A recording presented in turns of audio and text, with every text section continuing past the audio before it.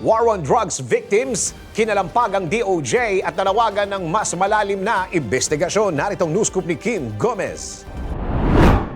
Kinalampag ng mga biktima ng War on Drugs campaign ng nakaraang administrasyon ang Department of Justice na magkaroon ng hiwalay na investigasyon sa naganap na extrajudicial killings. Umaasa ang mga biktima na hindi lamang matatapos sa pagkakaaresto kay dating Pangulong Rodrigo Duterte ang paggulong ng hustisya, kundi dapat managot din ang iba pang opisyal na nagpatupad ng anti-drug war. Partikular na rito, sina Senator Ronald De La Rosa na dating hepe ng Philippine National Police at dating PNP Chief Oscar Albayalde. Bagamat aminado ang mga ito na matagal ang proseso ng paglilitis ng International Criminal Court, naniniwala silang isang malaking hakbang ang pagkakahuli sa dating Pangulo para makamit ang katarungan para sa kanilang mga mahal sa buhay. Sa ngayon, wala pang inilalabas na arrest warrant ang ICC laban kina Senator De La Rosa at Albayalde. At yan ang news scoop. Kim Gomez, nagbabalita ng tama, naglilingkod ng tama.